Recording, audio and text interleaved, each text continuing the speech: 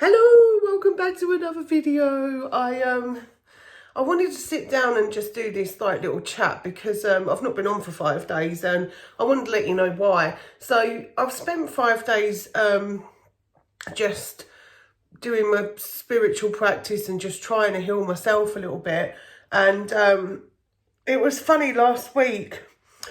I was still struggling. I was still, I was like, I know what works for me. I know how I feel about what works for me. And I'm putting pressure on myself still to practice a lot of Christianity and, taking the Bible literally and all of this sort of stuff where, I'm kind of going, well, should I be doing that? Do I need to wear... Look, I think the most recent one was the wearing the head covering during prayer. That in Corinthians it says you should wear a head covering, and people interpret that all different ways. I spent ages looking it up, and some people say you need to wear the head covering. Some people say that your hair's the head covering, and all of this. So it's just really weird, like the different interpretations. It was really confusing. Anyway,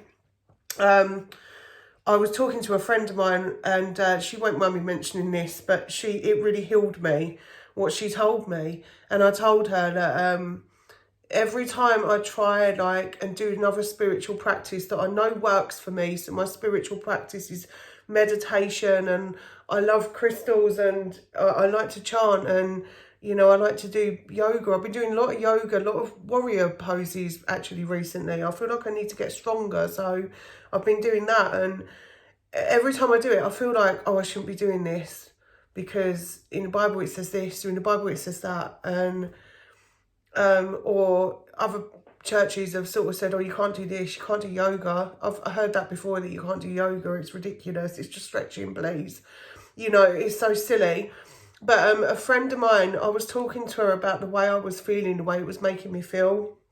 And it was giving me a sense of guilt in a way, or, like I needed reprimanding, or I needed to repent, or, it was just giving me that sense of, I've just done meditating and now I shouldn't be doing that. Because bits of the Bible are like, you shouldn't be doing this stuff, and you shouldn't have crystals, and you shouldn't like tarot cards, you shouldn't like oracle cards, and you shouldn't chant and whatever else. When I was doing that stuff, I just felt like a real sense of guilt, and the guilt was really strong. I mean, I was straight in the Bible. I was going upstairs and praying for half an hour for forgiveness, and it felt almost like a brainwashing. And so I spoke to my friend and I was telling her how I felt, and it turns out that it was something that was really close to her heart, and she'd also been through a really similar thing. And she told me that it's actually a thing. It's called post-religious syndrome, something like that. I'm sure it's post-religious syndrome or something like that, where you basically you question everything you do. And so that's what I felt like I was doing. Like it was a post-religious, it's not syndrome, sorry, I do know what it is. It's post-religious trauma. So I start to look back at sort of the things that I'd done over the years, going to different churches, being told different versions of things. I spent a long time in the LDS church, and when I look back, and as soon as she told me there was this thing, post-religious trauma, I started to look it up. I watched some videos about it. I found someone that was also LDS that does videos about it. I went on the Reddit that she gave me. I started to really research it. And it turns out that that's exactly what was going on. It was almost like a brainwashing to an extent, like I can't do anything else because it's a brainwashing. It's almost like I'm brainwashed, and it's been like it was really tough to admit that may be the case with me. But as soon as she told me about it and I started to research it, it was like instant healing. I can't tell you what happened. Something clicked. It was it was instant healing. I suddenly realised that this is what's going on. And of course, I can do my spiritual practice the way that I want. I can pray, I can chant, I can meditate, I can do what I want. I can do how it works for me, what works for me. And as soon as she told me that, I decided, like, I'm just going to get right into it, and I did. And then at the weekend, we went down to my mum's to Rochester, you know, to see her. And that's a really, like, it's one of my favourite places in the world. I've done so many videos of it. I chose not to video it this time. And I just wanted to experience it. And I've spent a week just experiencing that and feeling so much better on the inside and out. It's just, you know, now I can see with new eyes. I'm not like questioning everything and trying to align everything with the Bible. I have 7 Bibles, like 7 Bibles I've got, different versions. 7. It was becoming like a collector's thing, and I literally said to my husband, I've got to put all of it in the loft. It's got to go away for a bit. I can't have access to it, because there was still that thing there where I was like, should I be doing this? And I'd be picking it up again.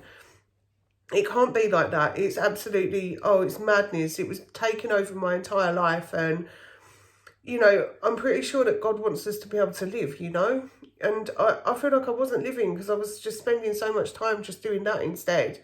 So this post-religious trauma thing, when I found out it was a thing, I was absolutely blown away by it. I just went, wow.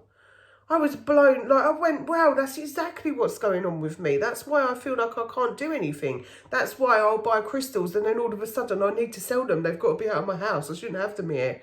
You know, I had a friend of mine once that I said I was doing a spiritual cleanse, and I was having the nicest time doing this spiritual cleanse. I was like, you know, deep breathing, I was meditating, I was using crystals to meditate, I was doing crystal grids, I was, you know, saging, and I was just having like the nicest time doing that stuff. I felt so relaxed. And a friend of mine messaged me back and was like, what's a spiritual cleanse? Because I'd put it on like a WhatsApp post. And I said, it's like I'm using crystals and, you know, I'm meditating and doing all of this stuff. She was like, do you know that that's part of the occult? The thing is, you can't, there's crystals in the Bible, right? What about the breastplates? So I don't really understand like the whole, why it can be one way and not another. You see what I'm saying? It's just, I need that stuff like to calm me and ground me, and I feel so much better. Look at my skin. Like I'm just brighter all round. Like I just feel great all round. And if that's what it takes for me to feel great, then that's what I need to do. And this post-religious trauma thing just blew me away. I can't believe it's an actual thing. So, yeah, I wanted to put this one out there because I was like, if there's somebody else that's going through like a similar thing, or they've experienced a similar thing, it might help them to know that somebody else went through it as well, because it really helped me to know that somebody else had dealt with it. And that it was an actual thing that you can sort of gauge and go, I'm not like one for labels, but for me to be able to have that, like it's not a label, but just to say that that's the experience that I was feeling. I was unable to like I was unable to put it into words the way I was feeling, and that's exactly what it is. So yeah.